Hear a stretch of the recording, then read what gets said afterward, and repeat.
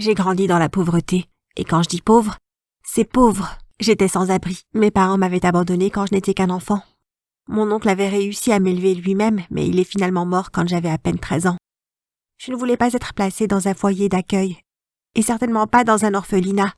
Alors j'ai décidé de m'enfuir. J'ai appris à vivre seule, et j'ai réussi à m'en sortir. Mais c'était difficile, très compliqué. Laissez-moi vous raconter mon histoire. Avant de continuer, assurez-vous d'aimer la vidéo et de vous abonner, ainsi que d'appuyer sur la cloche de notification pour ne plus manquer d'autres histoires folles.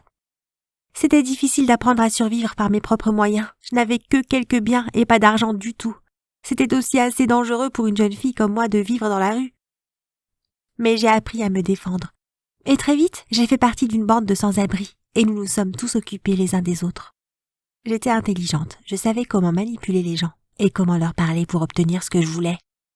Mais la vie était vraiment dure. Je trouvais à peine assez de nourriture pour ne pas mourir de faim. Je vivais sous un pont, et parfois j'entendais les rats grouiller autour de moi. Quand j'étais jeune, de nombreuses personnes aimables m'offraient de la nourriture et de l'eau, et me donnaient de l'argent. Mais en vieillissant, les gens sont devenus de moins en moins généreux. Je suppose que c'est parce qu'ils pensaient que je suis assez âgée maintenant pour que je puisse gagner un peu d'argent. J'ai essayé de trouver un travail. J'ai vraiment essayé. Mais personne ne veut engager quelqu'un qui porte des vêtements en haillons, troués, ou qui sente la poubelle. J'ai donc dû essayer de gagner de l'argent de différentes manières. D'accord. Maintenant, je n'aime pas parler de cette partie. Vous voyez, j'ai dû en quelque sorte enfreindre la loi. J'ai volé, je n'en suis pas fière, mais parfois, j'allais dans une épicerie ou un supermarché et je volais de la nourriture. Je ne pouvais pas m'en empêcher. J'étais affamée. Et si je ne volais pas cette nourriture, alors je mourrais. Mais là encore, voler n'est pas toujours la solution. Quoi qu'il en soit, j'ai réussi à me voler de beaux vêtements et du savon, et je me suis préparée pour mon premier entretien d'embauche. C'était dans cette énorme entreprise, et j'allais travailler comme assistante mal payée. Mais cela ne me dérangeait pas. Tant que je pouvais gagner assez d'argent pour m'en sortir, j'étais contente. Je me suis préparée pour mon premier entretien d'embauche. Je portais un pantalon long et une veste. Lorsque je suis entrée dans la pièce, j'avais tellement peur que l'employeur se rende compte que j'étais en fait une sans-abri déguisée. Mais il ne semblait pas se douter de quoi que ce soit. L'entretien s'est très bien passé.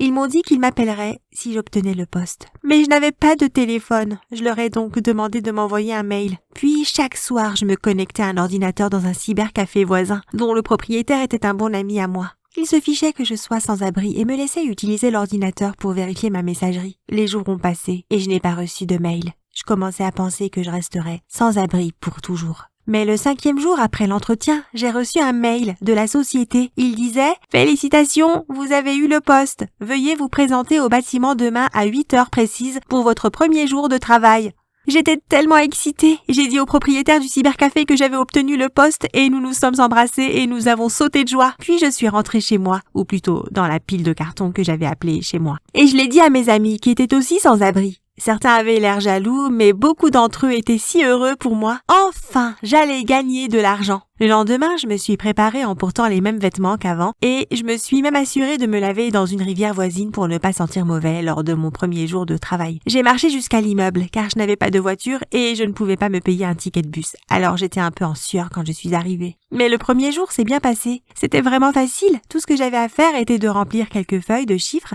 et de travailler en tant qu'assistante du patron. Imprimer des trucs, prendre un café, organiser des réunions, c'était aussi assez amusant. J'ai travaillé comme ça pendant quelques mois et les choses se sont bien passées. Mon patron était très gentil aussi et je pouvais dire qu'il était super riche. Le midi, tous les jours, il prenait une sorte de repas onéreux. Une fois, je l'ai vu manger un bol plein de caviar. Personne ne se doutait que j'étais sans abri. Pour eux, je n'étais qu'une assistante normale, avec une maison normale et une vie normale. Après un an d'économie, j'ai finalement obtenu assez d'argent pour me louer un petit logement. J'étais triste de devoir dire au revoir à mes amis sans abri. Mais j'étais aussi si heureuse de pouvoir vivre de façon indépendante et de gagner de l'argent. Pour la première fois depuis ce qui me semblait une éternité, j'avais un toit au-dessus de ma tête. Mais j'en voulais encore plus. Je voulais toujours gagner plus d'argent. Je voulais toujours plus de choses, plus d'objets, plus de propriétés. Je suis devenue avide. J'ai donc décidé qu'il y avait une autre façon de gagner de l'argent. Une façon moins honnête, mais tout aussi efficace. Je pourrais essayer de devenir croqueuse de diamants. Je sais, quelle idée terrible, mais à l'époque, je cherchais désespérément à gagner plus d'argent. Et en plus, il y avait beaucoup d'amis riches sur mon lieu de travail. Il y avait tellement d'opportunités pour obtenir de l'argent de leur part, alors j'ai décidé de les saisir. D'abord, j'ai décidé de m'entraîner avec un de mes collègues. En fait, j'ai cherché en ligne comment devenir une croqueuse de diamants. Et on m'a répondu qu'il fallait les séduire. Soyez séduisantes, riez à leurs blagues, même si elles ne sont pas drôles, et assurez-vous d'être vraiment aimable s'ils vous achètent quelque chose, afin de les entraîner à vous en racheter. Comme un animal, pour ainsi dire. Mon premier entraînement s'est fait avec un ami qui s'appelle Tony. Il n'était pas vraiment riche, mais il était bien loti, plus riche que moi au moins. Un jour, je me suis approchée de lui et je l'ai complimenté sur sa cravate. « C'est vraiment une jolie cravate. Tu es trop mignon comme ça. » J'ai souri en battant mes cils. « Oh, merci Lola. Elle est plutôt bon marché. Je l'ai eue dans un vide-grenier, a-t-il répondu. C'était mon signal. J'ai commencé à rire, beaucoup même si cette blague était vraiment mauvaise, et Tony semblait tout embarrassé. Mais il me regardait différemment maintenant, et je croyais l'avoir sous la main. Après ça, c'était facile comme bonjour. Je l'ai invité à sortir. Nous avons eu plusieurs rendez-vous et finalement, il a commencé à m'acheter des cadeaux. D'abord un bouquet de fleurs, puis des bijoux. Ensuite, nous allions en vacances ensemble. Je vivais la belle vie. En fait, je n'aimais pas vraiment Tony. Il était assez ennuyeux, mais j'aimais son argent. Alors j'étais d'accord pour sacrifier ma vie romantique si cela signifiait que je pouvais avoir plus d'argent. Mais ensuite, Tony a voulu m'épouser. Maintenant, comme je l'ai dit, Tony n'était pas super riche, il n'était que légèrement au-dessus de la moyenne. Et j'avais déjà planifié ma prochaine action.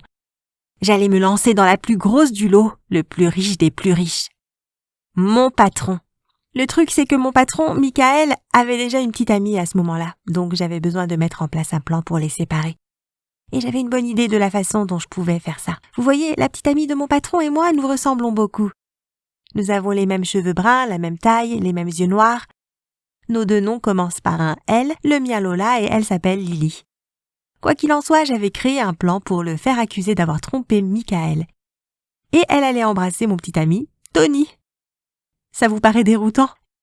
Laissez-moi vous montrer comment j'ai fait.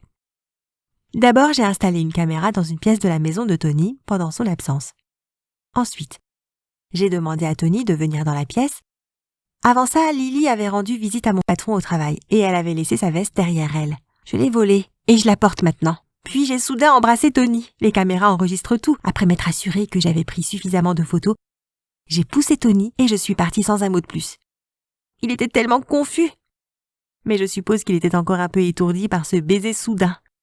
Je suis rentrée chez moi, j'ai sauté sur un ordinateur et j'ai commencé à retoucher les photos. J'ai utilisé un programme qui pouvait fusionner les visages simultanément et j'ai récupéré une photo de Lily que j'ai fusionnée avec une photo de moi, de sorte qu'à la fin, on pouvait voir qu'elle embrassait Tony et que ce n'était pas moi qui l'embrassais. Puis j'ai écrit un mail pour l'envoyer à Michael. Voici ce qui est écrit. Michael, bonjour, c'est Lola, votre assistante. Je sais que c'est peut-être difficile à croire, mais j'ai surpris votre petite amie Lily en train de vous tromper.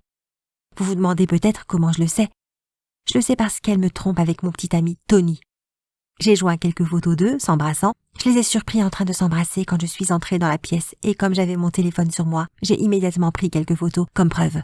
J'ai pensé qu'il valait mieux que vous sachiez. Je sais que ça peut paraître bizarre, mais voulez-vous qu'on se retrouve demain pour prendre un café? On pourrait avoir une petite discussion? Salutations chaleureuses, Lola. Le plan était en marche. Michael a répondu quelques minutes plus tard en disant qu'il était choqué et qu'il était content que je lui en parle. Il a dit qu'il serait heureux de me retrouver pour prendre un café. Le lendemain, il m'a dit qu'il avait confronté Lily à ce sujet. Elle a fait semblant que ça ne s'était pas passé, a dit Michael. Et quand je lui ai montré les photos, elle a quand même dit que ça ne s'était pas passé, même si la preuve était là. Je n'arrive pas à y croire. Je pensais que Lily était la bonne. Ne vous inquiétez pas, Michael, lui dis-je, en lui souriant avec mon sourire le plus charmeur. Vous trouverez quelqu'un de nouveau, plutôt que vous ne le pensez. Je l'ai vu rougir et j'ai su que je l'avais dans la poche. Très vite, nous sommes sortis ensemble. Il a vite oublié Lola et il me faisait toutes sortes de cadeaux. Les choses se passaient bien, il était plutôt sympa aussi et je crois que je l'aimais bien aussi. Puis est arrivée la phase suivante de mon plan. J'avais besoin de l'épouser. J'ai continué à lui faire comprendre que je voulais me marier très bientôt. Et puis nous avons eu un dîner romantique dans un restaurant chic où j'étais presque sûre qu'il allait se mettre à genoux. Et bien sûr, il l'a fait. J'ai dit oui immédiatement. Mais ensuite quelqu'un est apparu à notre table et mon plan a été ruiné. C'était Lily. « Michael, dit-elle, n'épouse pas cette menteuse. J'ai été accusée de t'avoir trompé. » Quoi? Michael était tellement choqué. « Ne l'écoute pas, Michael. Fais-moi confiance, lui ai-je dit. » Mais ensuite, Lily a sorti une photo et j'ai su que le jeu était fini. « Regarde, Lily a montré l'image à Michael. Cette photo a été retouchée. Et tu vois cette cicatrice ici, sur la main de cette personne. Je n'ai pas cette cicatrice. Elle a soudain saisi ma main. Mais Lola, si. Michael, s'il te plaît, tu dois me faire confiance. Lola m'a piégée. Eh bien, c'était ça alors. Michael était furieux contre moi et il a immédiatement retiré la bague de mon doigt et m'a dit que c'était fini. Michael et Lily se sont remis ensemble. Bien sûr, j'ai été renvoyée de mon travail et je suis maintenant très pauvre. J'imagine que mon plan pour piéger un milliardaire afin qu'il m'épouse s'est retourné contre moi. Je suis pauvre, mais j'ai de l'espoir. Je trouverai un moyen de gagner de l'argent à nouveau.